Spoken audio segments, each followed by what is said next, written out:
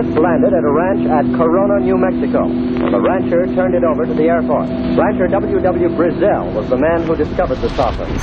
What I thought was a star began coming in my direction at a very rapid rate of speed.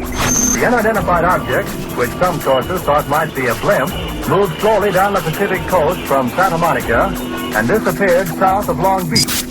I saw a UFO, and it went down the river, turned right at the United Nations, turned left, and then down the river.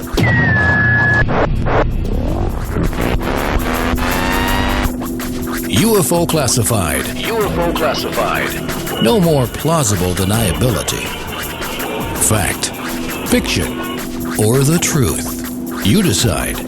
And now, the new voice of the high desert, the hostess of UFO Classified, Erica Lukes. Welcome to UFO Classified. I'm Erica Lukes. Always happy to be here live on Friday evenings and getting into the chat room and seeing my friends from all over, and people keep finding the show. Last night I was on the newest episode of NASA's Unexplained Files. We were talking about Bigelow Aerospace and some of the new things that we're seeing out in the public. So I hope some of you got to watch that. I'm sure it will be on a lot more. So give me your feedback. And I look forward to talking more about this story as it evolves. We know back in December of 2017, a very explosive interview, a story came out when they did an expose on a secretive Defense Department program that has been identifying or investigating unidentified objects for a decade. Among some of those reports that were analyzed by the Advanced Aerospace Threat Identification Program was a video that will always stay in the forefront of this. It was a videotape of an object, a Tic Tac object that was being chased by two FA-18F fighter jets off the coast 100 miles off of San Diego in 2014.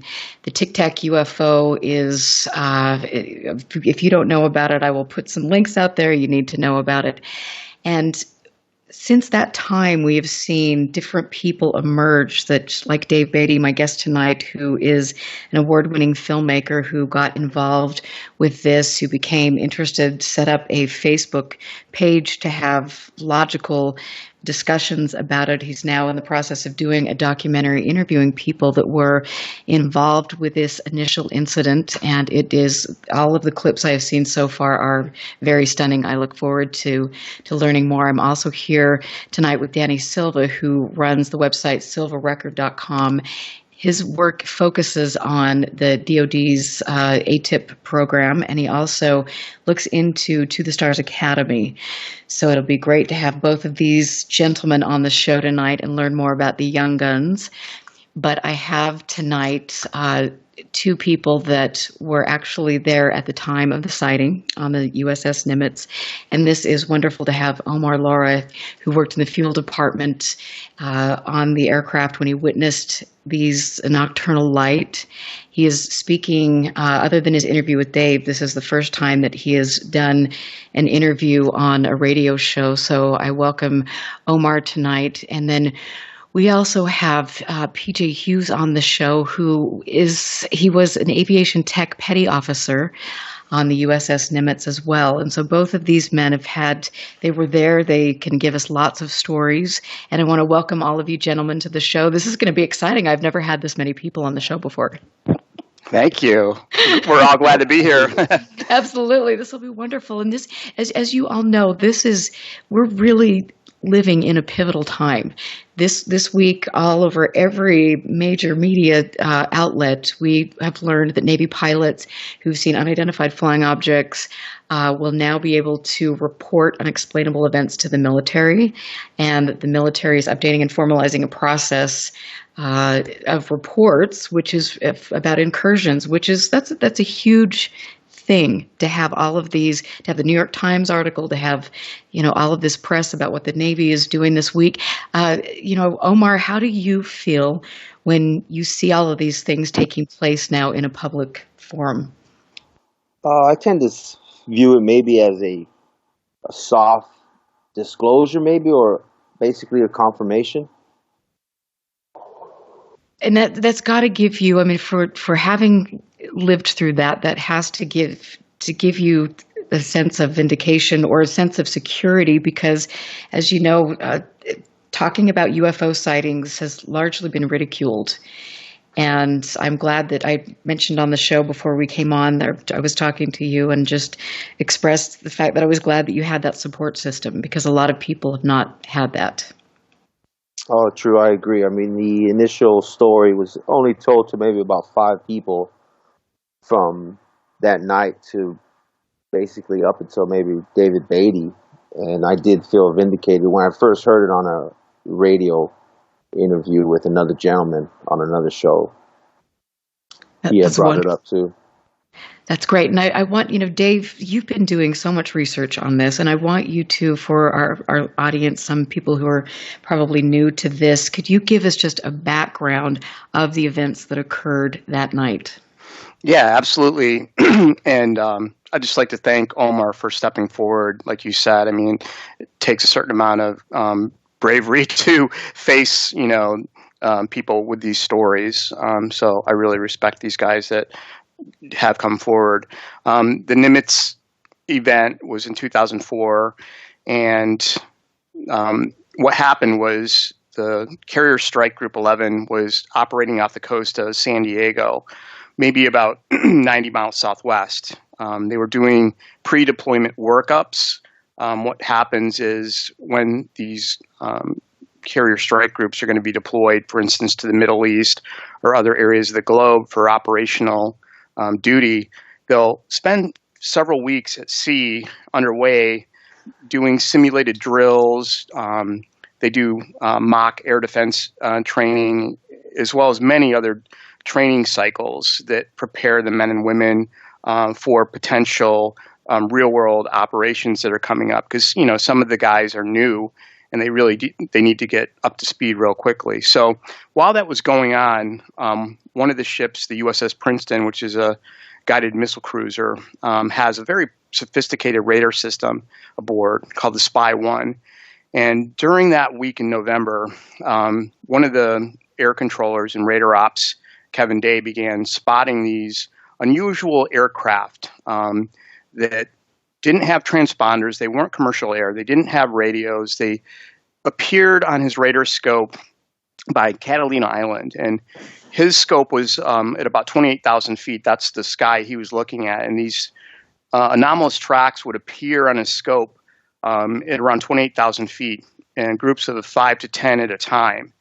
And at first, they were unusual in the sense that they were going so slow, because that's commercial airspace. That's where you're, or that's commercial air territory where you're flying at cruising altitude, and these things were going around 100 knots, he said. And airplanes at that altitude going that slow normally would fall out of the sky just because of the aerodynamics. I believe that's correct. But so it was very unusual, and he was tracking them. They didn't seem to pose any threat. He explained that, they were right off the coast in a training scenario. Many aircraft are around there, many civilian craft, and these were more of a curiosity. But a few days later, he knew they were doing an air defense training, where they would launch the fighter jets off the Nimitz and do simulated, red versus blue aerial dogfighting and so on. And he knew that was going to happen, so he briefed the captain and said, during that, can we investigate these bogeys, these unknowns? He felt that they posed a threat to the safety of the air crews, just simply because they were operating at the same altitudes in that space. So he got permission in that morning or early afternoon, when Commander Fravor's flight launched off of the Nimitz. They were directed out to this area of ocean where they had one of these radar tracks of an unknown aircraft. When that flight arrived at that space, the first thing they saw was a disturbance on the ocean surface, a weight disturbance that he described as maybe something underwater. His thought might have been it could be a plane or something just under the water, that the waves are sort of breaking and, rolling over it. At sea, he described it could have been like a sea mount, like a underwater mountain that's just below the surface that waves are breaking over it. So he decided to go down to investigate a little closer. And as he descended, he spotted this other object above that. And he described it as being white, sort of the shape of a Tic Tac. That's where that comes from. It looked like that kind of cigar-type capsule shaped. And it was moving around erratically. It was... he thought it seemed to be checking out this thing in the water. He didn't know what it was. So he keeps coming down, and as he gets closer and he begins circling around, the object seems to notice his fighter jet approaching, and it begins to coming up. So he's coming around, and this object starts coming up and mirroring his movements. So the fighter jet's making a big mile-wide circle in the sky, for instance, say a clockwise circle in the sky, and this object starts coming up doing the exact same thing on the other opposite side of the circle. So as he comes around, he's saying, what is this thing? He wants to get closer, so he cuts the circle in half by pulling his nose over and coming around to try to close the distance to get even closer. He thought that it was about a 47-foot long object. No wings, no control surfaces, no jet engines, nothing other than just a white shape. So as he starts coming around, as soon as he does that, this object seems to recognize this. It quickly turns and shoots off like a bullet out of a gun, and it's gone in less than a second. I mean, he described it as going from like not that fast to hypersonic. The next thing they do, they get on the radio, and the radio operators say, the object you were just tracking, sir, it's now at your cap station. And the cap station was the rendezvous point about 40 miles south of the carrier that they meet up at when they launch to kind of rendezvous.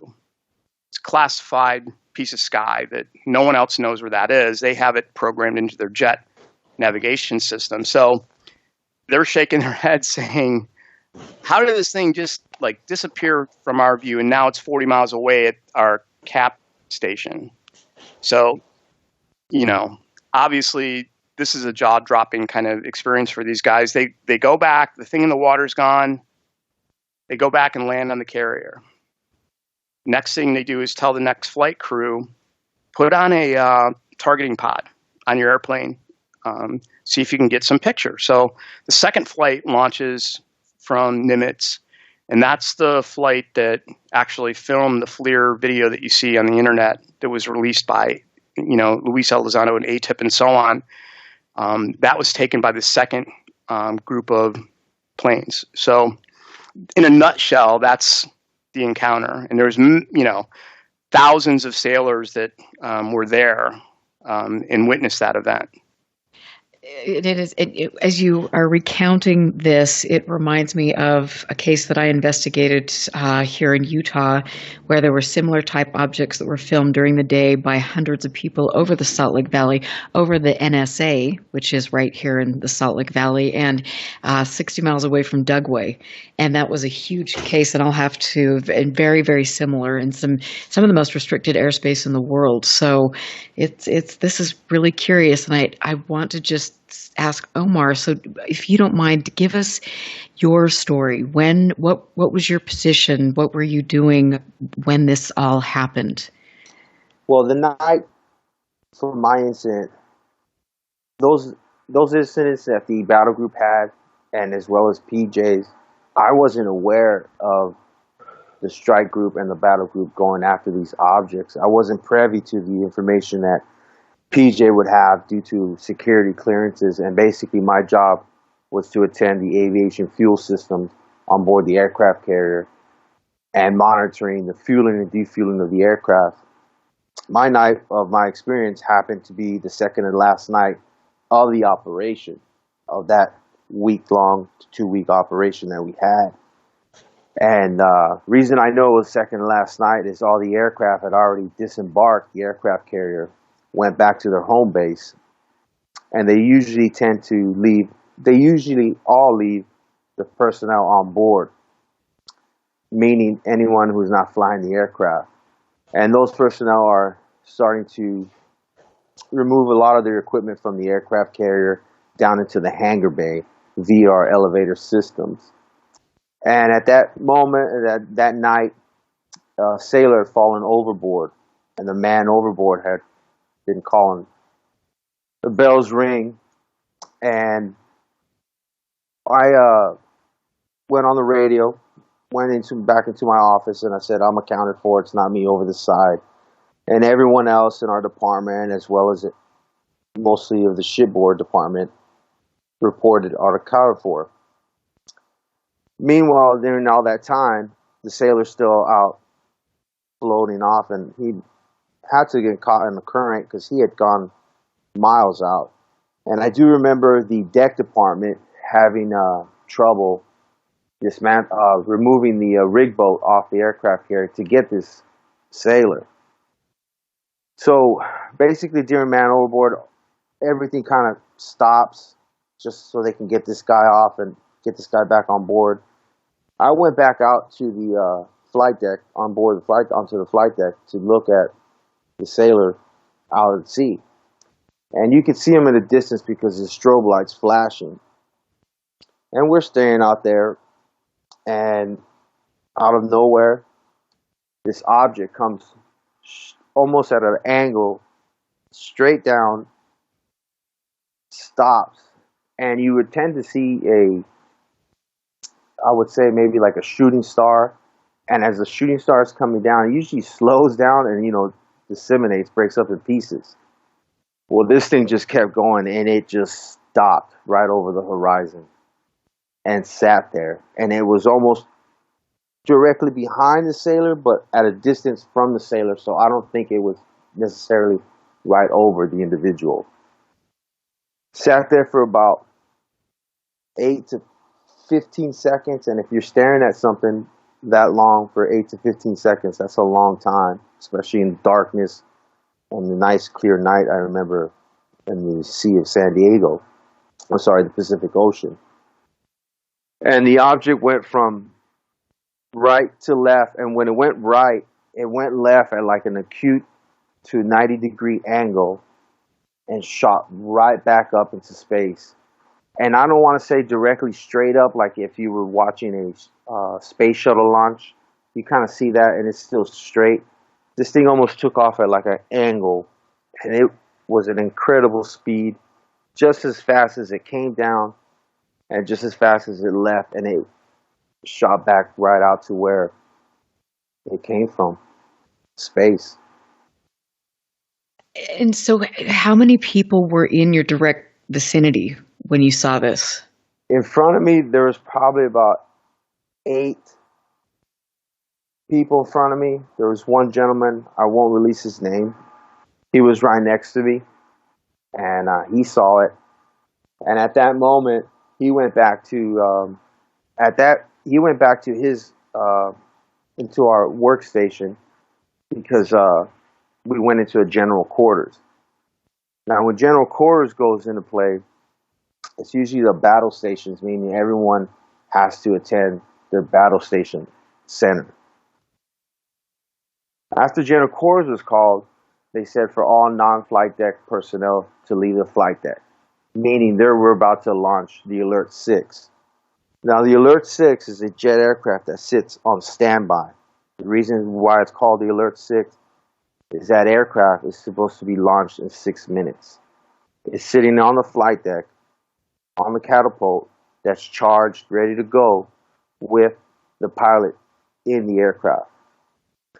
Within about 30 seconds after they said launch the Alert 6, I guess they were going to have this guy chase this object, but he wasn't going to catch it.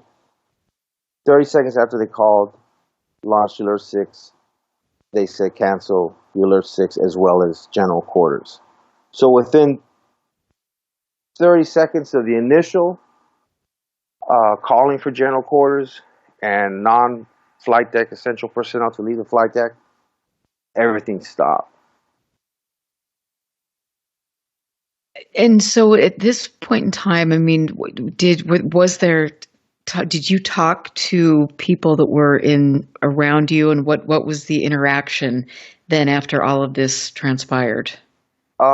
After they ceased general quarters, I walked into flight deck control, and that's where my experience is also where I remember the eerie silence amongst the flight deck personnel in flight deck control. Everyone who was on deck, actually a few of the people who were on deck, go into flight deck control. Usually it's a few higher ups. And this eerie silence amongst all of us. And I remember one gentleman tried to break the ice, and he said, "What the F was that?" And I turned around to look at him and kind of laugh. And as I turned to my right, I looked down, and there's a sailor with his hands folded, and he's basically praying. And that is one thing I really remember also with all that had happened within those 15 seconds, viewing this object and just seeing his reaction compared to mine. It just startled him. And I walked out of there. I didn't really have to be in there. I was just kind of going over a few other things with the other fuelie who sits in flight deck control, and he didn't view anything that had happened or have known of the situation. And I went back into my work center, and that's when I saw the individual sitting next to me, and I'll refer to him as ABF1D. And he's sitting there, and he and I are chatting, basically saying, "What was that? What did we just see?" And he's telling me it worried him, and he tried to, I guess, break it down by saying, "Man, that was some Chinese technology. That had to be China's technology." Right. And at that moment, I told him, that's BS, because if that's their tech, you could write us off as the number one superpower on Earth, because those things are going to take us out whenever they want, because the speed, the movement of that object was like nothing I've ever seen on any of our fighter jets in the 10 years that I served in the United States Navy. So did the ship make any evasive maneuvers? No, they can't. I knew that we weren't at a particular speed initially to launch that Alert 6, if I recall correctly, but no, they didn't make any specific maneuvers and all that for that. Wow, you all must have been on such an adrenaline high at that point in time. That must have been intense, and like you said, to understand that there was something much bigger than all of you. It definitely is. I mean, at that moment, it just didn't really sink in. But as the years go on, I mean, when you look up to the sky, I do see it in a different light, especially at night. Because when you look at the moon at night, you can definitely, that we're not the only one in this universe. Absolutely. And we're going to take our first break. So I hope that we can continue this conversation after the break. I'm Erica Lukes. We will be right back. Stand by. This is UFO Classified with Erica Lukes. Erica Lukes. The phone lines are open now at 702-425-9230. That's 702-425-9230. Worldwide callers use Skype name KCOR Radio. More UFO Classified. UFO Classified with Erica Lukes on the KCOR Digital Radio Network. After this. Toxins are everywhere, from the air we breathe to the food we eat and the water we drink. In a world where 80,000 known toxins and heavy metals threaten our very existence, how are you going to protect yourself and your loved ones? Introducing Pure Body Extra Strength, the world's first colloidal zeolite that helps trap and remove toxins as well as heavy metals from your body that are messing with your memory, clarity, sleep, and focus. Don't just take our word for it or the testimonials from our thousands of happy customers. Check out the hundreds of articles and case studies on the National Institute of Health website proving zeolite's powerful ability to remove toxins. For a limited time, listeners to KCOR will receive 10% off their first order. To get started, go to trypurebody.com and enter promo code code RADIO10. Again, that's trypurebody.com. Toxic junk is all around us, but now you can take back control of your health and protect yourself by detoxing with Pure Body Extra Strength. You'll be on your way to sleeping better, thinking more clearly, and feeling more energetic. Go to trypurebody.com right now and get started today. Now, broadcasting in digital HD radio. In the shadows, a voice cries out. Evidence that you're not alone. You said my name. What is your name? Proof that the living and the dead coexist. Or do they?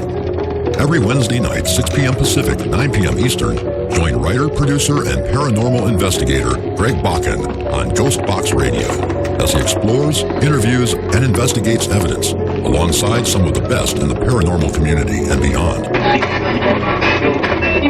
6 people killed. Ghost Box Radio, Wednesday nights exclusively on the KCOR Digital Radio Network, because the dead don't sleep. Ghost Box Radio.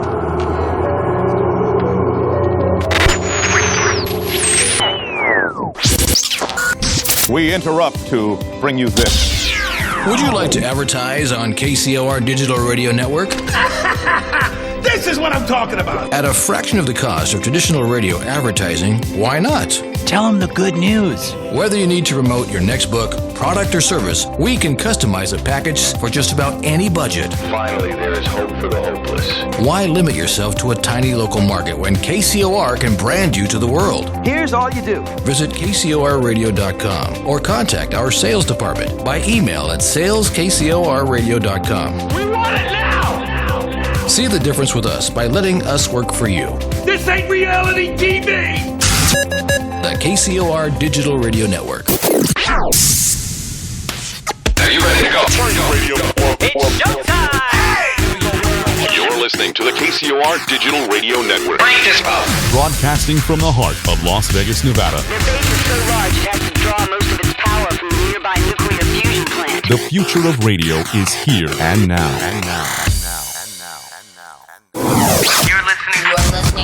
You're listening to UFO Classified with Erica Lukes, where the truth isn't hidden beneath the black lines of a Sharpie. That's the craziest thing I've ever heard.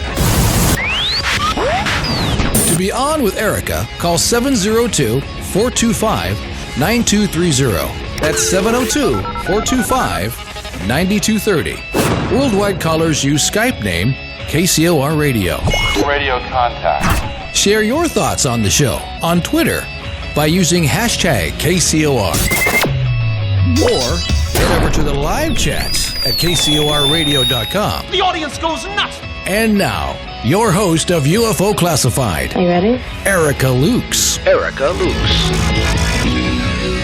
Welcome back to UFO Classified. I want to thank all of my listeners for getting out there, for supporting the show. If you could take the show after we post it this evening and then get it out to different people or different groups, I would really appreciate that. I try my best to do good work and spend a lot of time researching this because I know that we need to have integrity when we're dealing with this subject. It is too important, and there are too many people who have had their lives changed and turned upside down. And as we see, unfortunately, there is such a circus environment with regard to ufology, and we need to come together and do the right thing. And my guests this evening they all have incredible stories.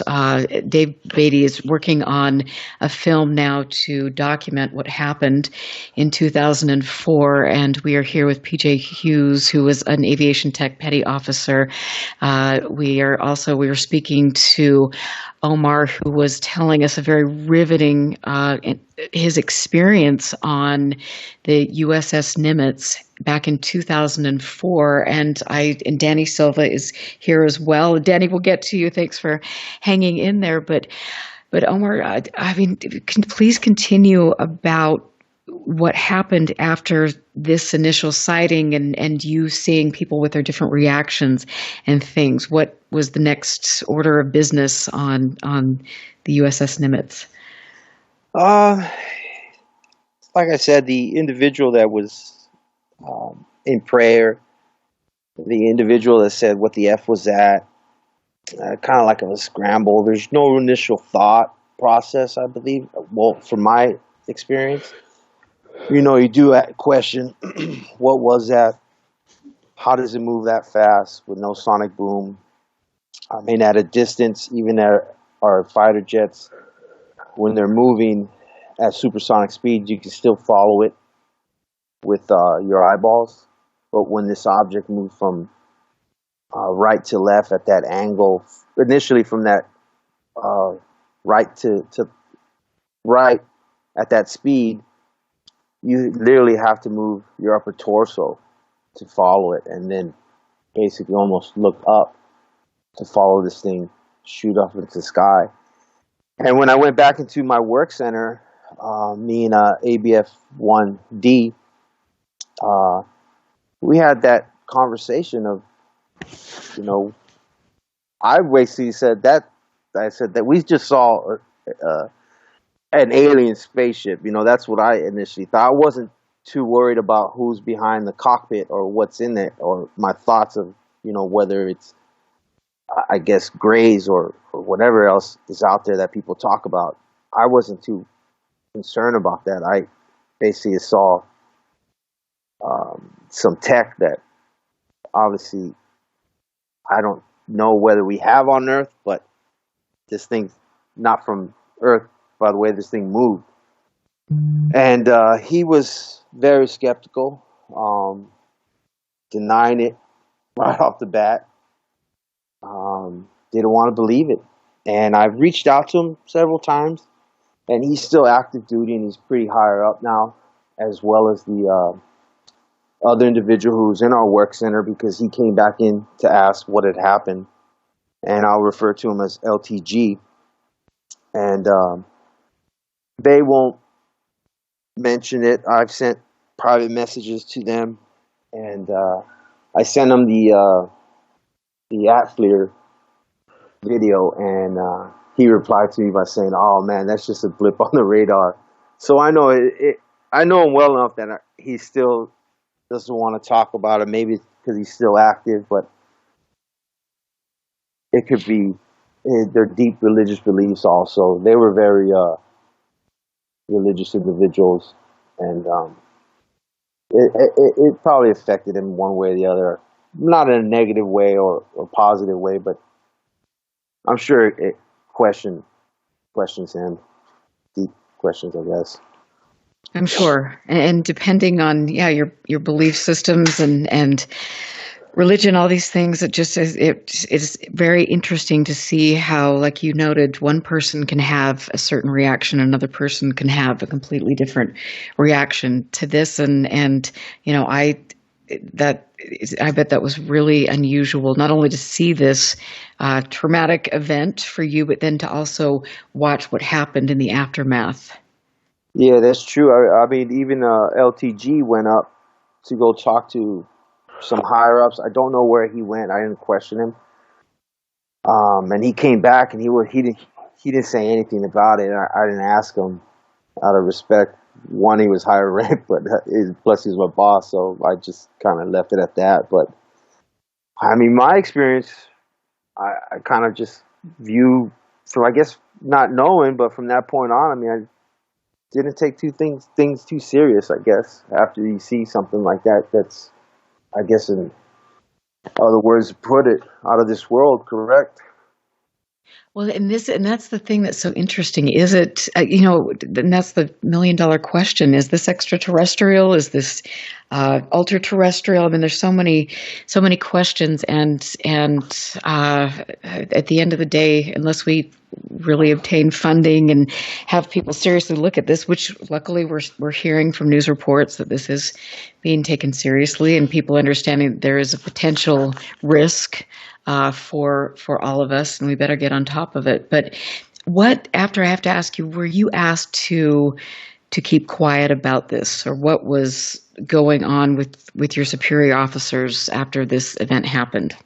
No, nothing like that. We weren't asked to be quiet. It was just a quick, I would say, I guess, isolated incident for whatever else would have been going on. And we weren't told to be quiet or say anything about it. The night went on, and operations like any other night or day. That's interesting, and I'm, I have to ask you, and PJ, I would love to get you in here to just talk about your sighting and where you were in relation to Omar on this when all of these things happened. So, can you give us a little brief rundown about your experience? Well, to begin with, I actually never saw the object. The first time I saw it was via the released footage. I was manning the E-2 Hawkeye during the flights during the day for Commander Fravors' fight specifically. The Hawkeye has radar and a bunch of other sensors. We track a lot of stuff, and much of that is recorded on hard drives in the airplane. When that plane returned, I go up, I do a post-flight inspection, check out the airplane, make sure nothing fell off while it was flying, talk to the aircrew who disappeared and went inside the skin of the ship. I grabbed my classified stuff, walked back to my shop, which was down below the flight deck. A couple minutes later, 10 minutes, not exactly sure of the time, my commanding officer comes, knocks on the door. He's got 2 Air Force guys in flight suits in tow. And he basically asked for all the classified bricks that were on that flight, which would have had all the recorded information on it. So he had to open the safe back up. We pulled them out, gave them to him. Ultimately, it was signed into his custody. They left, and that was the last I ever saw those bricks, which were the classified hard drives. But I can also speak for a gentleman we call Roger, who was a coworker of mine. He signed an NDA, does not want to come forward, but shared a good portion of his story with me and some of it with Dave. He was airborne in the Hawkeye during Fravors intercept. And he saw the Tic Tac object because it formed up on the Hawkeye for roughly 30 seconds or so before it just took back off. When he came back, like I said, that aircrew went inside the skin of the ship. They went to a skiff, which is a secure room on the ship, where the entire aircrew, which was 5 guys, signed a non-disclosure agreement saying they'd basically couldn't speak about that ever again.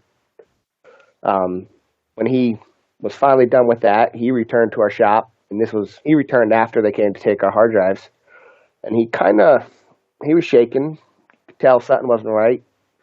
He loved to fly, so every time he got to go flying, he always came back in a happy mood.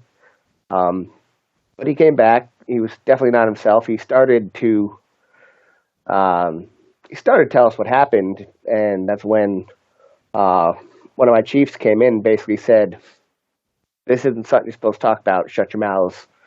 And, that was it until I ran across, that was really the last it was ever talked about until I ran across Dave Beaty's video a few months back.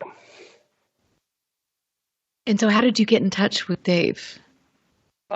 Dave's got his email tagged onto that, and I basically sent an email to him filling in the portion of the story that I knew. It was before, like I said, I know a lot more now talking to the other guys, talking to Roger. But as far as Dave knew, I was just some guy sharing some information. So my friend Roger was very nice enough to also reach out to Dave to collaborate my story and what I had to say without saying what he couldn't say, because he obviously signed an NDA. He's still active with government contracts and some other stuff, so he can't come forward, and I don't blame him because, if something were to happen, it's messing with his livelihood. So I'm happy to speak on his behalf with what information that can be shared. And so you've not had any blowback from anybody telling you to be quiet about this then? No, I have reached out to a few people who I know were around. Some flat out just don't remember it because to them it was something minor. Couple want nothing to do with it, and some just haven't answered because I'm assuming they're still deployed. They're obviously still in the Navy, some of them. So, but no, I've had no negative reactions. Nobody's really said anything to me. So, have any of you had any pushback at all, or any?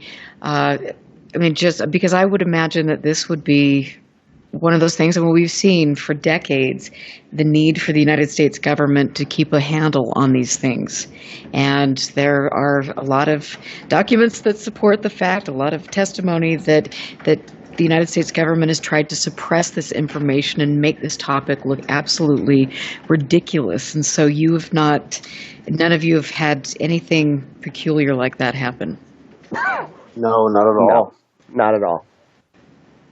That's incredible. It's just amazing. And Dave, what are your, as you've been having all these people come to you and kind of breaking down their barriers and telling you things, what have been your immediate thoughts about all of this? Well, I mean, again, like I said, I applaud them because, when I ask for people to come forward if they had any information about this incident or any other, I didn't really know if I would get any kind of response from that. And even with the video that I did, I didn't know if people would want to watch it or if I wouldn't get any. I mean, I ended up with 1.5 million views since November. So people are interested in this and people are sharing it. I think that there's a lot of people out there that have these stories and just want somebody to tell it to, The thing that I didn't expect was, to see the sort of vindication that these guys felt when they were introduced to each other. Because the first thing that I did when someone would contact me is I would give them the email of the other guys, and we formed a group or whatever on social media so that they could kind of talk to each other. And I felt really great that I was able to maybe create that for them, so that it's sort of like a camaraderie. In a way, they hadn't really talked about it in 14 years. And now here's a group of other shipmates from that era that they can openly discuss this. And I could see it was almost like a catharsis in some ways for these guys to be able to openly talk about it and have people that were supporting them, wanted to hear the stories. And, with radio shows such as yours, I mean, it's lifting them up and saying, it's okay to talk about it because we do want to hear about it. It's an important thing. We're interested and we value your input. So I haven't, some people don't want to go on the record and they'll give me some information and say, I was there, I saw this, but you can't use my name, which I totally respect. And people have contacted me all the way back from World War II and Vietnam era and the Cold War and all the way up from all different branches of service and giving me reports. So I still haven't figured out what I'm going to do with this data that has been collected, but I do have it, and I hope I can make something very positive out of it. Well, you know what? You say that, and it just reminds me that I need to connect you with some of my friends that are archivists, because just getting this out there and it is so important. I mean, not only, as you know, does this preserve the history of the subject, but it also helps these people and their experiences live on. And we're really in a pivotal time right now where we've got a lot of this history disappearing and it's being manipulated by certain factions, or we're not remembering the roots of the subject. And the history is what really, truly can lead us forward in a productive way. Absolutely. I mean, as the people that are interested in this subject, aside from statistics, people like to hear the stories and try to formulate ideas and put the pieces of the puzzle together to try to maybe resolve this question and this enigma of what UFOs and UAP represent. Very real sightings, very real objects, some very unusual, things that surround this whole topic. But I think that when you do hear the stories, it does make you want to find out more. And that's, a very, very important part of this. So, while we can do databases, and try to look for correlations, and I think that scientific research is one of the most important things regarding this. For me, I like those stories, and I like bringing those people together. My whole endeavor was to tell a story because I heard, going back to March 2015 when I read Paco Chirichi's Fighter Sweep article, blew me away. And I was like, I want to see this movie or this film about this. But it didn't exist. So I just said, well, I'm going to make it. I'm just going to make this little recreation, and then I'm going to give it to everybody else. But really, the reason I'm doing it is so I can see the story myself. It's a work in progress, obviously, and I hope to do more. I mean, I hope I can provide that. And to hear you say that, and I mean, I can tell that you have that genuine passion in your voice and respect. And I have to say that I feel the same way every time I interview a witness and I sit there and look at the expression on their face and just the really deep impact that these things have had on them. It really is, it's a life-changing experience. And a lot of people don't understand that, but once you have a sighting, you get it. And it really, I think that's a very, very cool thing that you've got people reaching out to you like that. Yeah, absolutely. It's been a wild ride the last year, I think, for the Navy witnesses and the New York Times article, all of the press that followed that. And it really hasn't died down too much. For the entire year, there's been interest in this subject. And, now we have the political article with the U.S. Navy, new procedures for reporting. We have To the Stars out there that are trying to, educate people and bring more of this information forward. We have the Scientific Coalition for Ufology that's trying to engage the scientific community, do peer-reviewed analysis, maybe support more open grants for academic research instead of stigma where scientists can't study this because it ruins their career. And all the way down to filmmakers making videos about stories, that people are interested in. No, I think it's great. And that's a very uplifting and an empowering statement because as most of when you get into the middle of the ufology, I don't even know a word to describe that I should say on the air, but that can be very demeaning and demoralizing. And I think that we have a responsibility as people who are leaders in the field that we view this with integrity and we support people and that we are, forthright with our identities and we're doing this the right way. And we have to support people like the two, PJ and Omar, who've been very brave to come forward, like you say, and talk about this. Yeah. I mean, I totally agree with what you just said. I don't know what the next step is. I'm waiting for the next chapter to be written.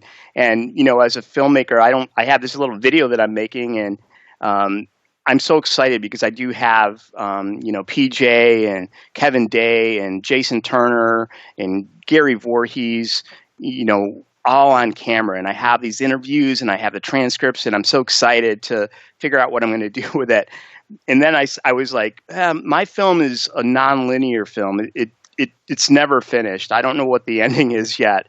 Even though it was 14 years ago, the case is still evolving. People are coming forward. I don't know what the next twist and turn is going to be with this.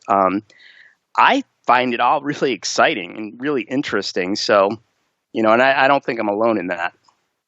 No, for me, this is the most exciting thing I will ever do in my life. And I can't believe the opportunities I've had and the people I've met. And this is under my skin. I know it's under yours and Danny's and it's exciting. And we, like I said, we have a responsibility to do things with integrity. And I'm very excited to keep track of what you're doing in the film and you interviewing people, and I'd love to talk to you about some of the interviews that you've done or some of the people that have come forward with their sightings. I love it.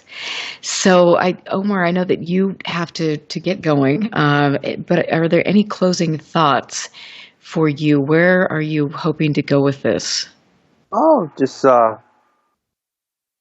just get the story out, as well as with PJ and the other guys. I've never really spoken to any of them up until now. I've heard PJ's voice, and that's about it. But as far as my knowledge after the incident it wasn't until 2016 when I read Annie Jacobs' book of Area 51. I was always fascinated with the Blackbird jet, and she had mentioned a gentleman named George Knapp, and UFOs popped up, and then that popped up my interest again of my incident, and I started listening to some interviews that I found on YouTube, and I came across one with a gentleman named Jeremy Corbell, and that's when I heard of the Nimitz issue, and I was like, holy smokes, that was me.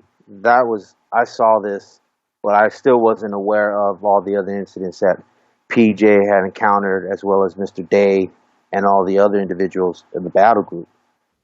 And I reached out to Mr. Corbell soon after, and then it just kind of exploded after that. So I just kind of sat back and started watching the show.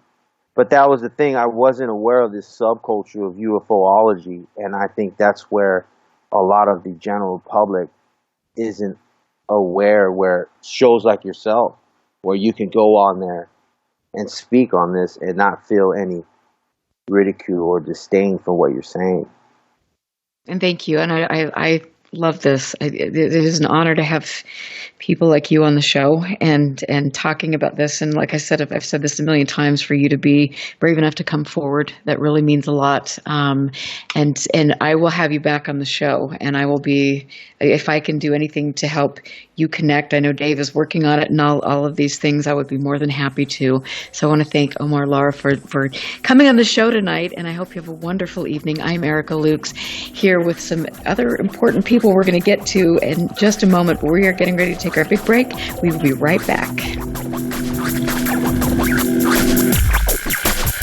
Listen very carefully. This is Houston. Say again, please. Houston, we've had a problem. This is UFO Classified, live every Friday night, 4 p.m. Pacific, 7 p.m. Eastern, exclusively on the KCOR Digital Radio Network. The truth is out there, just waiting to be discovered. And now, if you will, accompany me on a journey to the future. For more information on the host of UFO Classified, Erica Lukes, upcoming guests, as well as links to the past shows, visit her website at ufoclassified.com. UFO Classified. UFO Classified. This is KCOR Las Vegas, home of the Digital Radio Network, broadcasting from a shack just south of Area 51. Wait, that doesn't exist. This is the KCOR Digital Radio Network. Now for the news.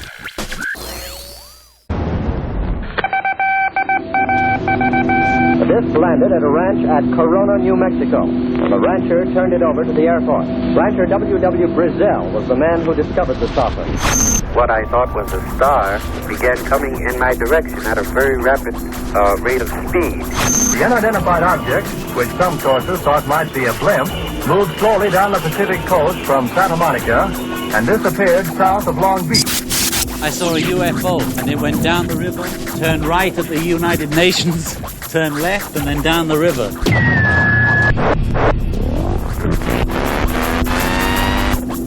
UFO Classified. UFO Classified. No more plausible deniability. Fact, fiction, or the truth. You decide. And now, the new voice of the high desert, the hostess of UFO Classified, Erica Lukes.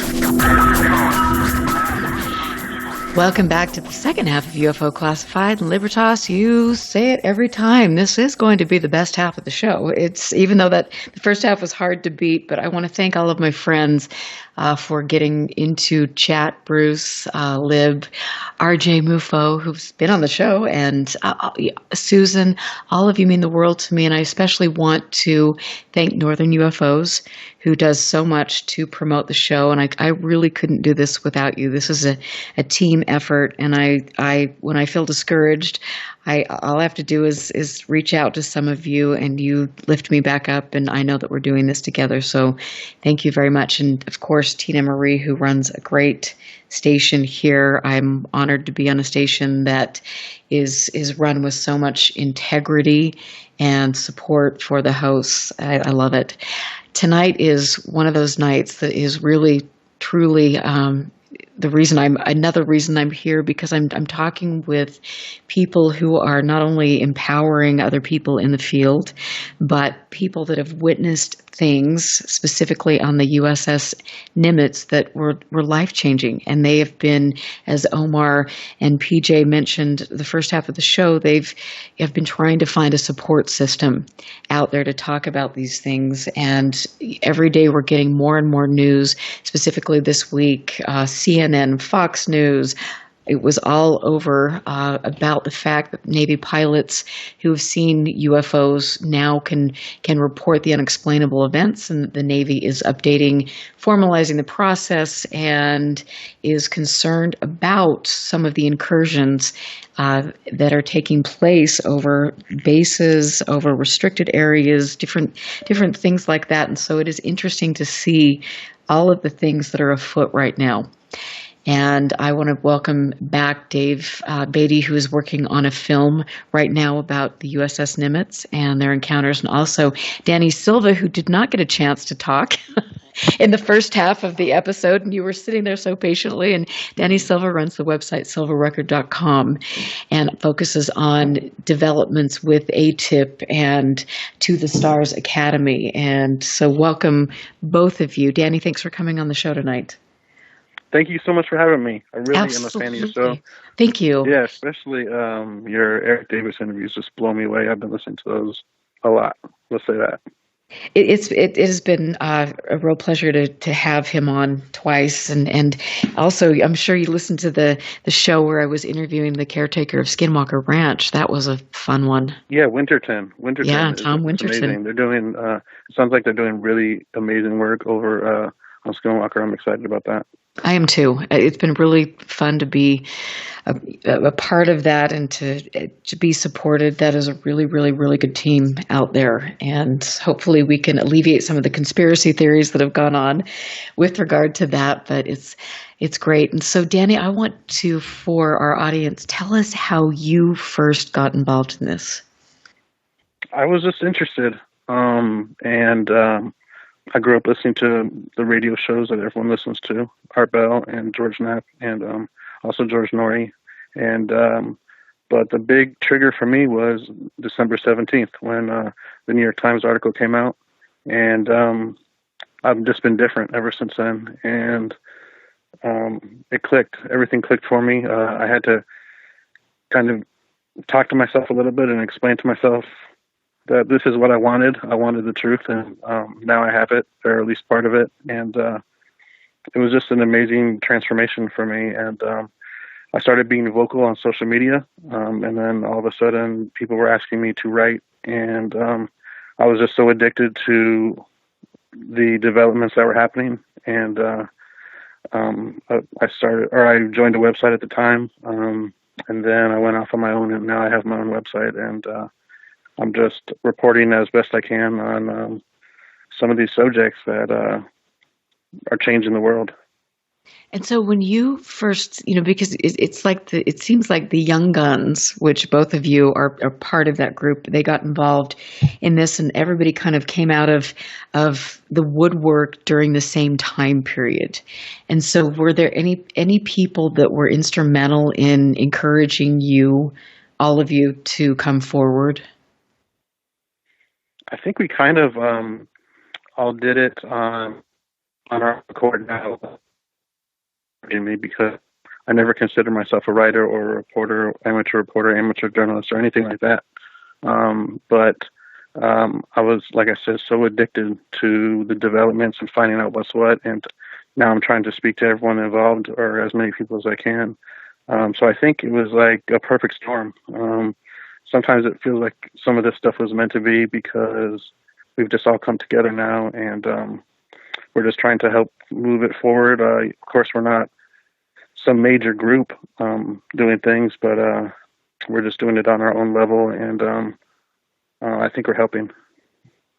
And that's great. And some people who are older in the field and who don't get on social media a lot don't understand, where the Young Guns came for, where the term came from. Can you, or who's involved? Can you give us a little background on this terminology and who's in this group? I don't know if I can say who is in the group because basically the terminology, it came from Grant Cameron. He coined the term. There was a bunch of us just doing what we do, and he coined the term and started calling us the Young Guns. I'm actually fuzzy on who exactly the Young Guns are. I've spoken to Grant many times, but we've never had a rundown of every single person he thinks are in the group. After he said that, other journalists and other people started latching onto the term, and they have their own definition of who they think the Young Guns are. So I think Grant has specific people that he thinks who are in the Young Guns, and then there's other journalists that kind of describe most new people that are making waves as being in the Young Guns. Now, with that said, the Young Guns were not we're a group of people, but it isn't like we all work together. We're not a gang or anything like that. We're not collaborating. We're just kind of, or some of us are, but we're just kind of doing our thing individually. So we don't speak for each other, and we're not involved with each other necessarily. It's just kind of a adjective to describe some of these new people. Okay, and then thank you for the clarification, because it seems like pretty quickly there have been, a handful of people that have been lumped into this Young Guns thing. And then there have been, of course, there are always these conspiracy theories that spin around about the Young Guns being manipulated. I've heard, to the Stars Academy, and you're being fed information to release and all of these things. And it's like, the world of conspiracy and ufology, it's never a dull moment. But we're all tracking down our stories. So I think all reporters try to contact the people that are involved as best they can and try to get information as best they can in order to report on it. Now, I can guarantee you no one is like a shill or just that was created or propped up in order to release information. No, we're all working really hard and we're kind of scraping at these stories and just trying to get the information out. And that's interesting. And I know that Chris Wolford, who's been on the show, is considered one of the Young Guns. And then you've got Joe, UFO Joe, UFO Jesus. Tell me where he fits into this, because I've seen a lot of his work and with relation to him also being a part of the Young Guns. Joe does great work. He does a lot of the transcripts of these long interviews.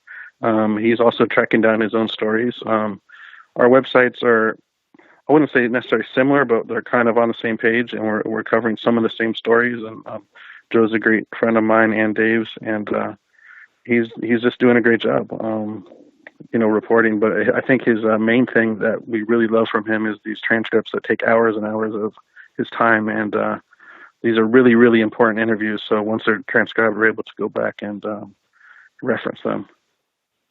So what is his website for our listeners? Because you're right, he does have some great stuff. I think it's ufojoe.net, right, Dave? Yeah, ufojoe.net. And Joe Murgia and I used to work at the CBS affiliate in Fort Myers. That's where I met him. We even played in a rock and roll band together. I'll have to share some of that with you, Erica, based on your past singing. So cool. Yeah, so we reconnected, later on, decades later, in both our independent careers. We always had an interest in ufology. And Danny and Joe and I have been moderators on our own groups. the young guns thing for me, I just thought it was a funny term that Grant came up with. And when I started a little social group on that, I was like, look, it doesn't have anything to do with age. I tried to say that, right? Everyone can be a young gun. I think it's a state of mind, I would agree. Well, that's interesting. And I have to ask you because, I have seen there's so much manipulation on social media. And I've noticed over the years, people that insert themselves into the narrative who are kind of coming into this under the guise of they're helping people or they're bringing communities together, and at the end of the day, you can't verify who they are. And to me, and they're also trying to steer the narrative. And to me, that's been concerning to see. And so how do you, with the different groups that you're moderating, how do you spot that and then deal with that? I can address this, and Danny maybe could do the same.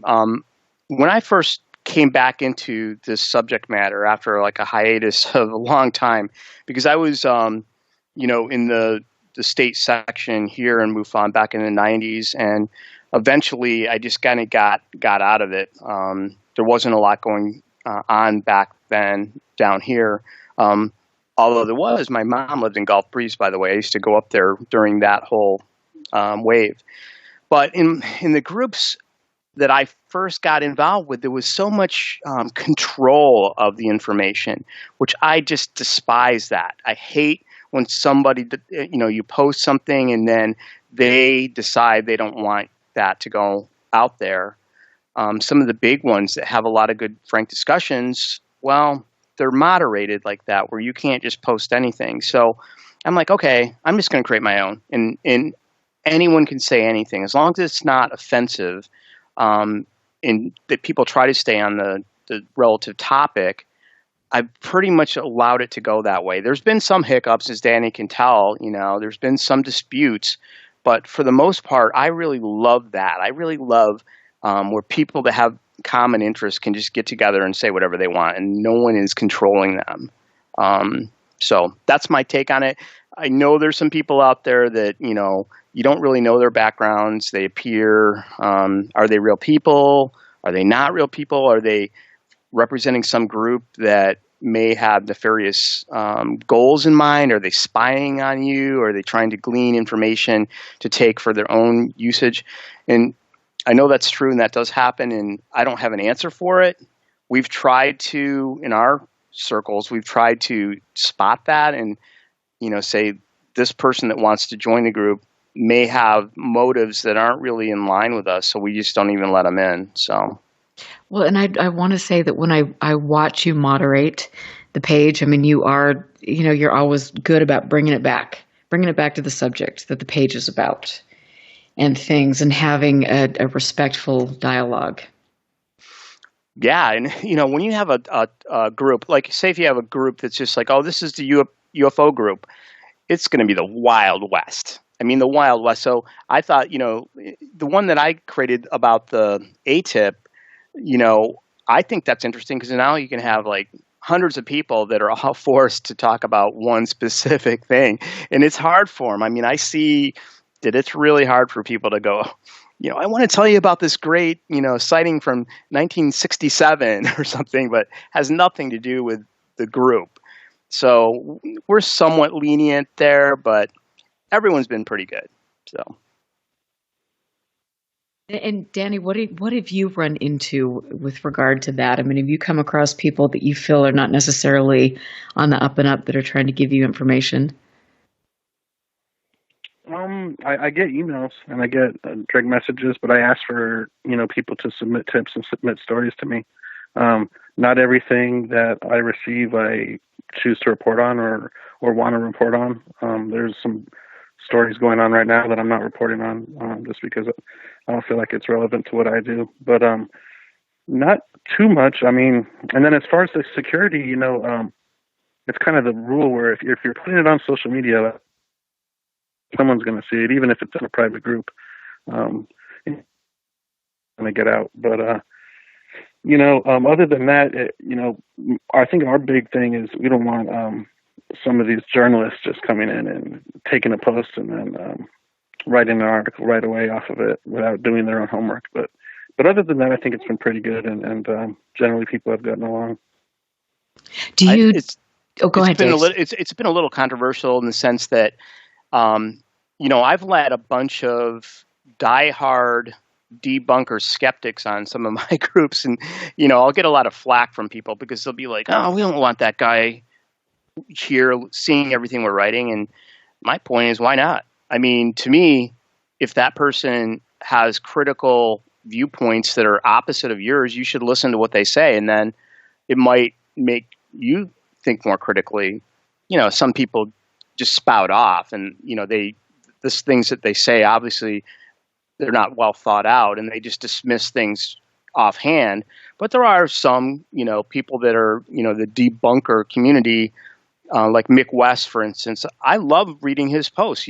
He really does come up with some good stuff. Now, I don't agree with it all, but reading his science-based analysis of cases is refreshing to me, and I don't mind having him there. Well, I think it's been interesting. The longer that I've been in this ufology in a public sense, the more I've gravitated towards people that aren't necessarily talking about the Ebens or the secret space program or some of these things that are just, at the end of the day, none of this can be verified. It's a wild goose chase. It's I think it's garbage. And I think that it is refreshing to read Jack Brewer, some of his posts and comments. UFO watchdog Royce Myers was on the show a couple weeks ago. And so I've really enjoyed learning from them and then stepping back. When I first got into this, I was probably like both of you. It's like you get so bright-eyed and bushy-tailed and you think that we're all in this for the right reasons. And then quickly you realize, well, wait a minute, there's ego and a lot of money and some disinformation and delusion and all of these things that are going on. And you just think, oh, good Lord. How do you move through that and keep your feet on the ground and understand that at the end of the day, we really don't know if this is extraterrestrial. We know that there is something happening, but how do we understand sometimes that we're being taken for a ride by people that are filmmakers or people that are on the lecture circuit or people that just want to keep the narrative alive just to keep money in their bank account? I think right off the top, probably 99% of everything is just inaccurate and it's crap. So that's hard to do, and it's hard to sift through it all. That's why we have to have our standards, our personal standards, if not journalistic, and just kind of figure out what's what. And it's not easy, and especially it isn't easy for the fans who aren't able to talk to a lot of other people in the know and get tips on things. But it's a problem. It's definitely a problem. There's fake videos. There's fake everything. The debunkers bother me too, especially on social media. But at the end of the day, I think it ends up being a waste of time just to specifically base your career on trying to debunk the debunkers. Gary Nolan did an interview last night, and the legendary doctor, and he was just saying that, let people sit in the cave while everyone else walks out onto the plains into the future. I thought that was really poetic, and that could go for the public who doesn't believe, but it could also go for debunkers who don't want to actually believe some of these facts. They've been screaming at the government for years to tell us what's what, and now the government seems to be trying to do that, at least in some regard, and then they're throwing it back at them now. So they can't have it both ways, and it has to. We have to be happy that there's been progress. Absolutely, and I know that some people, people that have been in this game for a long, long time, decades. They see different things come out and it's like, okay, here we go again. It's the same stuff that happened back in the 70s or the same stuff that happened, and it's just a public perception management type of thing. And that's how some people view To the Stars and the attempts that they're making. For me personally, I was very excited to see the New York Times article. And for me, when that happened, I mean, I got on the phone and called up every news outlet in Utah. And it's like, if you've got questions, talk to me. I'm here. Because that gave me a platform as a researcher to get out there and say, okay, people are looking at this and they're taking it seriously.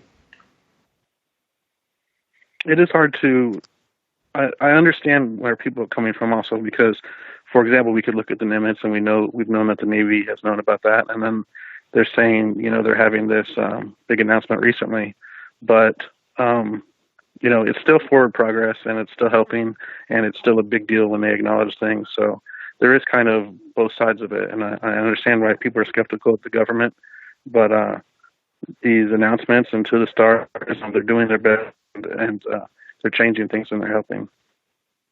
One thing the Navy vets, kind of pointed out to me, because they aren't involved in this community. So here's some guys that are kind of being immersed in it from the outside. And, some of their perspectives were that they don't like the infighting within all the different groups.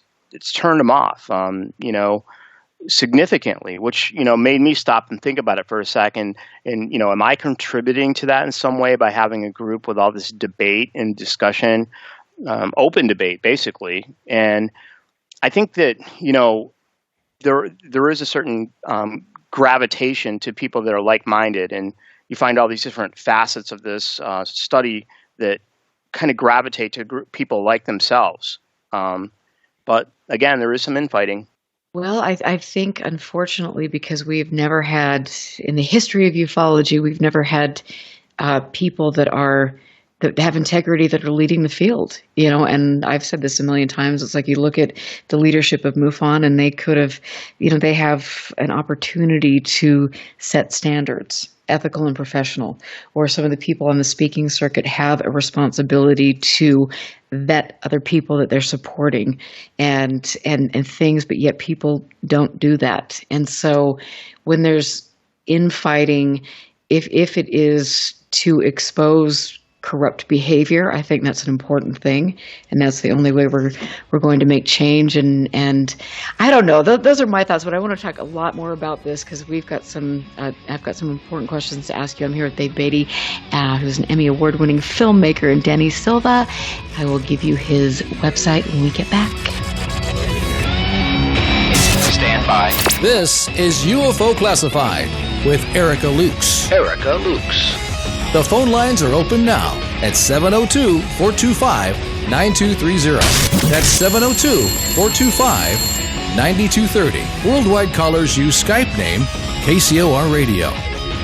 More UFO Classified with Erica Lukes on the KCOR Digital Radio Network. After this. Vegas, baby! Vegas' #1 source for talk and new music. How cool is that? 1 million miles till midnight. A story of timelines, artificial worlds, simulated races, and the galactic imprint, and the destiny of a blue world called Earth. 1 million miles till midnight, written by Solaris Blue Raven, is a journey through the mind's eye which allows the reader to surf a wave of technological and multidimensional intellect, revealing a bridge between conscious design and the truth. A multidimensional bleed-through awakens the world of artificial intelligence to set sail into the frontiers of a vast multiverse, morphing planets and terraforming ascended worlds beyond the linear programs of a fated race. 1 million miles till midnight will awaken, inspire, prepare and enlighten one to the many multidimensional states of consciousness and worlds we reside in. With every cell and atom, we are this truth and multiverse. 1 million miles till midnight. Written by Solaris Blue Raven. Available now at Amazon.com. Don't wait. Get your copy today.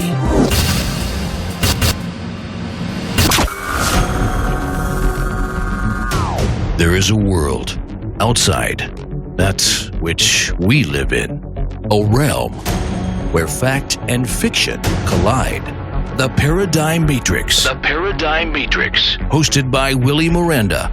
Every Friday night at 6 p.m. Pacific, 9 p.m. Eastern. The Matrix is everywhere. It is all around us, even now in this very room. The 1 hour show that will surely leave you hanging on the edge of the rabbit hole. The Paradigm Matrix explores a universe of topics from UFOs, cryptozoology, conspiracies, as well as all things paranormal. Enter a world of the twisted and deformed. Friday night, 6 p.m. Pacific, 9 p.m. Eastern. The Paradigm Matrix.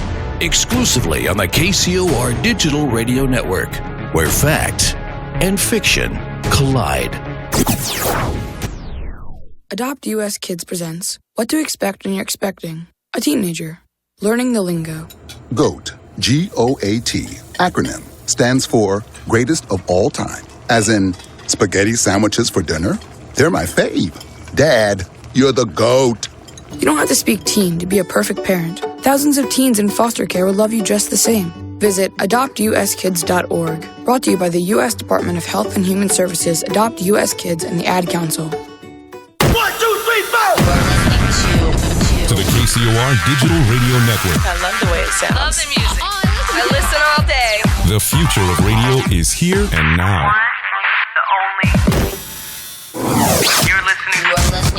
You're listening to UFO Classified with Erica Lukes, where the truth isn't hidden beneath the black lines of a Sharpie. That's the craziest thing I've ever heard. To be on with Erica, call 702-425-9230. That's 702-425-9230. Worldwide callers use Skype name KCOR Radio. Radio contact. Share your thoughts on the show on Twitter by using hashtag KCOR. Or head over to the live chats at KCORradio.com. The audience goes nuts! And now, your host of UFO Classified. Are you ready? Erica Lukes. Erica Lukes. Welcome back to the final segment of UFO Classified. I'm Erica Lukes. I was happy to be here on a Friday evening and to communicate with all of my friends. It's exciting to see more people getting into chat, listening. After last night's episode on NASA's Unexplained Files, it's very cool to see people from all over the world reaching out to me, and I love that, and I hope to get good information out to the public because I care and respect this subject very, very deeply. I am here tonight with Dave Beaty, who is an award-winning filmmaker, and he's working on a project about the 2004 Tic Tac case. There were objects that were seen 100 miles off the coast of San Diego, and this was something that was brought out in the December 17th story in the New York Times. Very explosive, and now we're seeing more and more coming out about the Navy's involvement and the Navy's need to update and formalize the process to report UFO sightings, which is huge. And I'm also here with Denny Silva, who has a blog, who writes, who also researches, does a lot of radio shows, and he is researching ATIP as well as To the Stars Academy and getting information out there. His website is silvarecord.com. And so, I mean, we've been talking about so many different things, and I want to just say again, Dave, I appreciate the fact that you care about the people that have had these experiences and the integrity of preserving their memory and communicating with them, and the fact that you understand there's something important here and you're working on a beautiful project. And so just really quickly, tell us a little bit more about your film. Yeah, well, again, I started, probably back in January of 2018, after this all came out, reading Paco Charichi's article. He was the fighter pilot that wrote the kind of first March 2015 article about the event itself. That, I think, was the first time he broke that story of David Fravor and the Tic Tacs. And when I read that, I wanted to make a film. Along the way, I've come in contact with so many cool people. And not only that, I mean, this was a national story, and in my group, Danny and Joe Mergia and David Haith and some of the other people there were all part of it along for the ride as I would share things. One of the first things that we did is we found out that the second pilot in the jet number 2 was a female fighter pilot, which I highly respect that. Anyone that can become a fighter pilot, in my book, is the top of the top in naval aviation. Obviously, they're highly trained, highly skilled. Going back 14 years, going back 20 years, there weren't as many female aviators. And I know that's changing in the Navy. And I was so proud just to be able to say it was a female pilot in that other jet, because the news media and the New York Times and everybody up to that point had said that Commander Jim Slate was the pilot of the second jet. He was the wingman. Because of Paco's article, and we ended up contacting Paco, he confirmed that, the pilot of that second jet was a girl, Dave. She doesn't want to come forward. The whole event wigged her out, and Commander Fravor and Commander Slate, hadn't mentioned it because they didn't want to mention it. They didn't have permission to talk about the other flight crew, so they didn't ever say that. And some people have criticized me about it, but again, I've never mentioned her name. I just say it's a female pilot. And I don't plan on, mentioning her name unless she herself decides to come forward. I just think that she's a hero as well as the other pilots there. Then, keep going forward, with the project. We get Gary Voorhees, Kevin Day, on the Princeton. We get PJ Hughes. PJ starts talking about these Air Force guys that came on to the carrier. Wait a second. No one ever said anyone came on to the carrier that were from the Air Force to confiscate data. We had to have an NDA signed by the guys in the Hawkeye. They're told never to talk about this event did not happen. Whoa, wait a second. That's a whole new story. It's never been said before, and this was all new. So then I went over to Gary and I said, Gary, no one came aboard the Princeton to take data from you, did they? And he's like, yeah, they did, Dave. They came aboard and they took my data tapes. And I was like, wait a second, Gary, I've been talking to you for like a month and you never mentioned that. And he was like, well, you never asked me. And I'm like, well, come on, man. I didn't know that. I mean, some of these guys, these military guys are like that. You got to literally ask them everything. They're not going to volunteer that these guys arrived on a helicopter in plain clothes. They weren't Air Force, he said, but they were in plain clothes, and they came and took the tapes under orders, or he said he would be thrown in jail or something from his commanding officer if he didn't comply, or to that extent. So. Yeah, I mean, making this movie has been a whole experience aside from making it. It's like I'm learning all this stuff where we got FOIAs of some of the ships that some of the guys said that, the Chappie and the Higgins were there.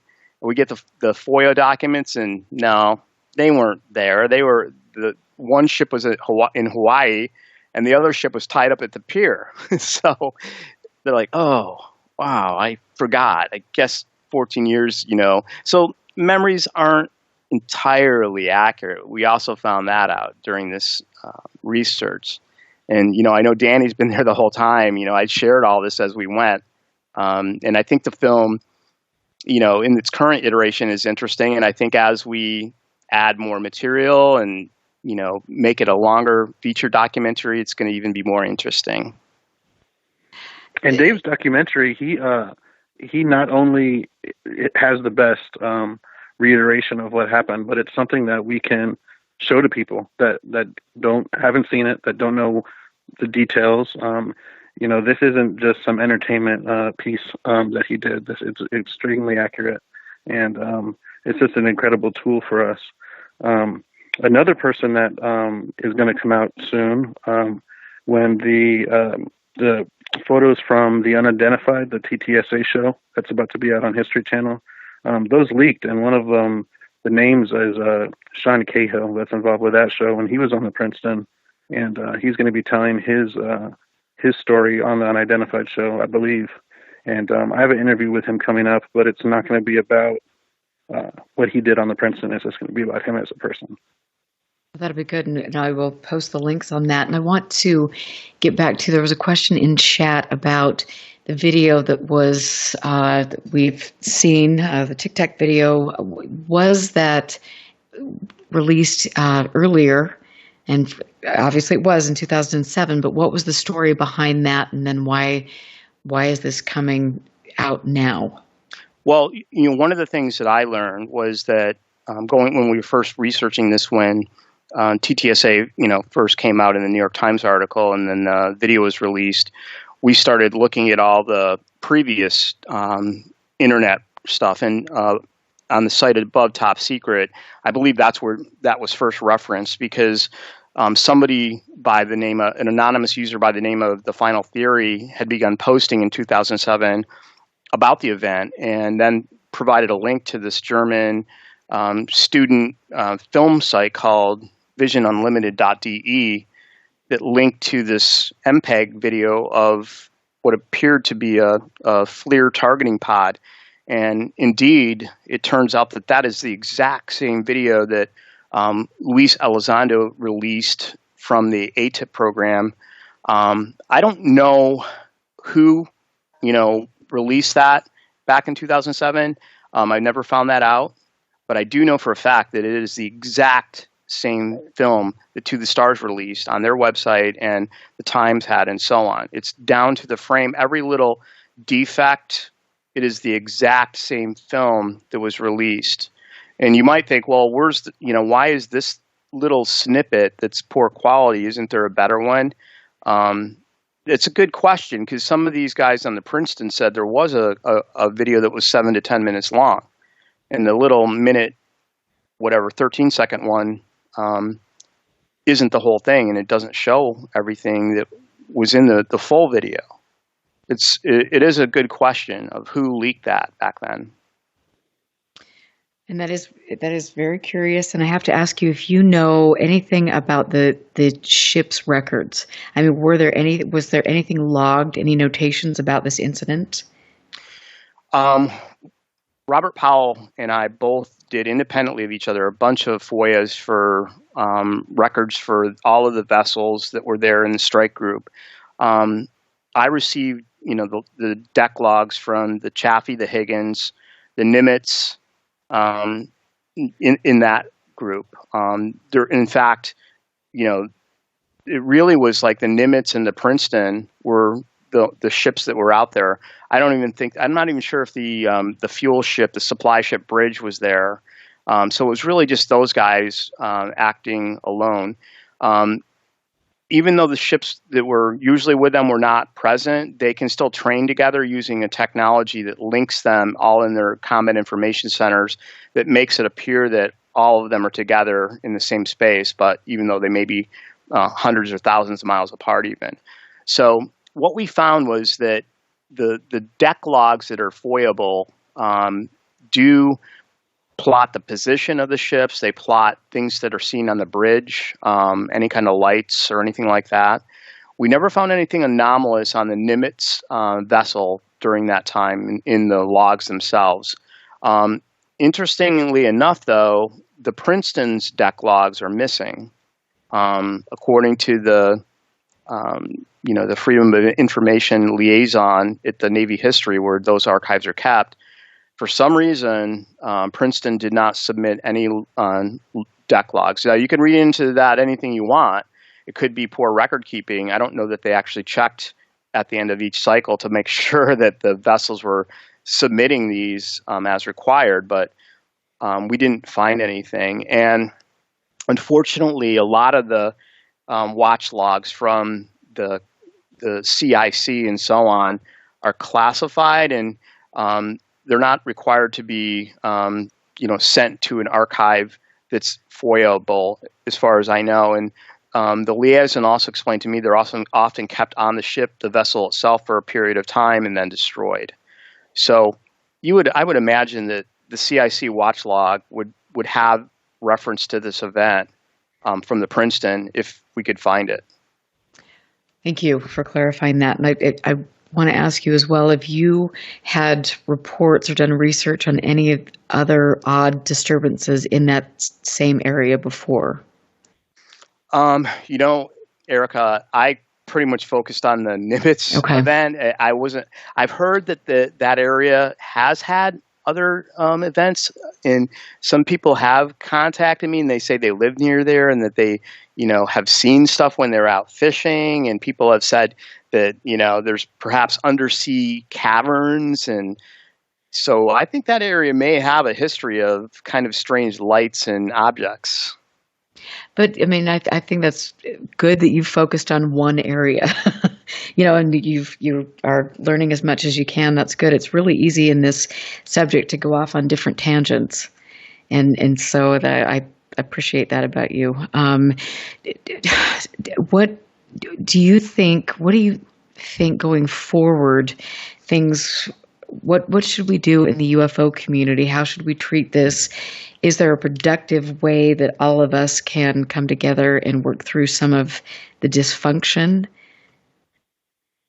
Yeah, I wish that would happen. I mean, I hope that the federal government can establish an agency that would take it seriously. If the Navy is going to do this, I would hope that the other service branches follow suit and create procedures and policies that allow reports from military personnel to be investigated. And I hope that it's, I hope that information is sent into some shared clearinghouse that can be provided to the scientific community as well. I don't know what that looks like. I mean, that would be a great way to, also show the general public that it's, that we in the science community and the federal government feel it's important enough to take it seriously. I don't know if that means, also civilian reporting as Blue Book did during that area. Maybe it's at this point, that's a later step at first to do pilots and military and so on. As far as the disputes and the infighting that turn a lot of people off, I don't know the answer. I mean, I personally try to stay out of it and not get dragged into these shouting matches or disagreements. And what about you, Danny? I mean, do you have any ideas of what we can do? We probably you need to we maybe just need to take a step back and I think Grant said it that, the UFO community has been fired. So a lot of these arguments, I think at the end of the day, they just don't matter. It's like a bunch of people talking to ourselves, and the research is what matters. And these scientists and these government officials, these are the guys that matter. And if you're doing good research and you're writing good reports, whether you're a blogger or anyone else, then that's what matters. And it's not the arguing and trying to rip people down and things like that. Yeah, well, I have to just interject here and say that I understand that, but I think, like I mention on every show, we have a responsibility as leaders in this field to stand up when something isn't right and where other people are being abused and slandered and people are not being forthright with their identities. I mean, we can't just simply say we're going to turn a blind eye to this, because we won't make a positive change and we won't protect other people that are coming forward. So we have to work together to do the right thing and promote professional and ethical standards. I totally agree. I would agree with that totally. Yeah. And that's, we want people to be able to come forward, and we don't want, someone with a great account to come forward and just be attacked right off the bat, which I've seen happen. And that's definitely worrisome. And we want even these important people, the movers and shakers, to be able to speak their mind without getting attacked right off the bat. And unfortunately, it happens with social media. It's not just the UFO community that could be rooting for their favorite football teams, and people are telling each other they're going to kill the fans of the Bucks or whatever they're doing. But it's like maybe it's just the nature of the internet or nature of people. But we need to avoid that. You're right, and we need to be ethical and fair to everyone.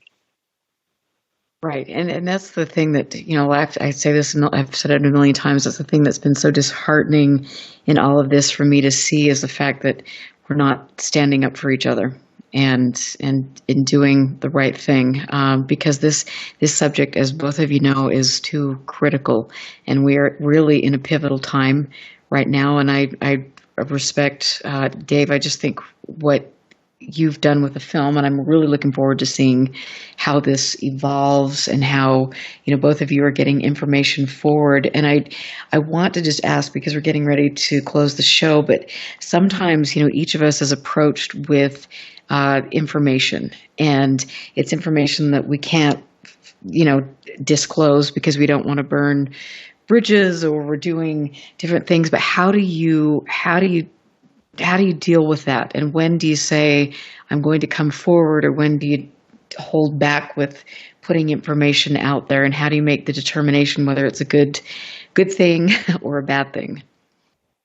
I mean, for myself, as a former television journalist, I treat it like, a reporter would, where if somebody is a source that is providing information that is beneficial to your audience and to the public, for instance, even if they're going to remain anonymous, if they're willing to let you use that information without revealing where it came from, then I fully support, protecting that source, their identity and so on.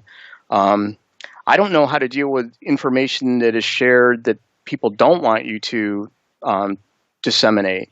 And for me, I would say, don't tell me that. Like, don't tell me secret stuff that I can't tell anybody else. I mean, that's going to drive me crazy to not be able to share it. Unless, of course, it was some kind of working group where you're working with other like-minded individuals to solve a problem and you need to have that security in place and so on. But I think that's my take on it. It's an extremely hard question. I kind of come at it from a different perspective, where I want all the information, and then I'll report on what I can report on. I think also you got to look at the information and say, well, is this going to change everything if I release it, or is it just going to kind of help a few people's curiosity, and it won't really be able to be proven in the long run anyway? There's been some stories like that where, it's not hard facts necessarily, and if you take it to mainstream journalists, or the public, they're probably not going to believe it, so why put it out anyway? But I kind of look at it like George Knapp. He's said openly that he's known about ATIP for like 10 years before he reported on it, but he had to keep that source, and that way the information keeps flowing. So that's what I try to do, and I'll take comments off the record, and it helps me know what's what when I'm writing, and it lets me know which way I should be going. Well, and that's interesting, because I was listening to, and I wish I could remember the show where Michael Hall, who is the UFO lawyer, was mentioning that there was some top secret document that was getting ready to come out and different things, and that a handful of people had it and all of this. And so clearly there are things afoot, and it'll be interesting to see how that unfolds. But have either of you heard about that? I've heard about that. Documents are tricky. There's a whole lot of stuff out on the internet, and the question is it real or is it fake? And if you don't have someone going on the record telling you it's real, then there's no point. But you can go on any of these conspiracy websites, and there's piles of documents. I just try to get sources to tell me which ones they think are real. But if they aren't willing to go on the record and say that, then there isn't a whole lot for me to do with it, basically. Okay, well, this will be interesting, because I keep hearing rumblings, especially on that radio show, where things are taking place and there's a big reveal about to happen and things, and you just never know, where that's coming from and things. But I want to just thank both of you for being here and creating a really respectable Facebook group community that can share information. And Dave, I want to just commend you for creating that community. And Danny, I know that both of you are involved in this, and I'm sure it means a great deal for the people that have had sightings to be able to come to a safe place and talk about them. Yeah, absolutely. I really appreciate that. And I mean, I think that was my ultimate goal from the very beginning. And Thank so what you so are much, Erica. It was absolutely, great to have you on. And so what are your next? What are you guys doing in the immediate future? What's your plan? for me, I'm going to take all of the interviews that I have of all of these Navy witnesses and redo my film. If people see that the film goes dark for a while, just realize that the next iteration is going to be coming out. I'll let everybody know about that and hopefully expand this into a much more powerful film. So, seeing these guys firsthand on camera telling their stories is very powerful. And that's so cool. So please keep me posted, and then I'll keep the audience posted. And best of luck. And Danny, what's your next? What are you up to? I'm just digging for these stories always. I'm addicted, and I'm going to keep doing it. The next thing I'm doing is this Sean Cahill interview. He's going to be really famous probably after Unidentified airs, so this will just be kind of an introduction into him. But other than that, I'd always ask people to send me tips and send me stories, and even if it's just something off chance you think I might want to look at it, send it to me. I don't mind. And so they would go to silverrecord.com to send you. Yeah, you can go to silverrecord.com and then just go to contact, the contact link, I think it is. You can email me, you can hit me up on Twitter, any of these places, and I'm going to read it. Good. And thank you both very much for being here. This was a great interview. What a joy. And Dave, thanks for getting both of those incredible men on to share their story. This was very powerful. I am Erica Lukes here on KCOR. I have a couple great interviews coming up in the next 2 weeks, which I will be announcing. They're in the works. As you know, I've always got something going on the side, and I do a lot of research with regard to this and try to get people on that are providing relevant information right now, information that we need. Willie Miranda is going to be up next with Dr. Heather Lynn, talking about secret archaeology and hidden mysteries. You can find me at ufoclassified.com or on my Facebook page or Twitter or yada yada, Instagram, the social media thing. Have a wonderful night and stick around for Willie Miranda. I'll catch you next week. Listen very carefully. This is Houston. Say again, please. Houston, we've had a problem. This is UFO Classified, live every Friday night, 4 p.m. Pacific, 7 p.m. Eastern, exclusively on the KCOR Digital Radio Network. The truth is out there, just waiting to be discovered. And now, if you will, accompany me on a journey to the future. For more information on the host of UFO Classified, Erica Lukes, upcoming guests, as well as links to the past shows, visit her website at ufoclassified.com. UFO Classified. UFO Classified. This is KCOR Las Vegas, home of the Digital Radio Network, broadcasting from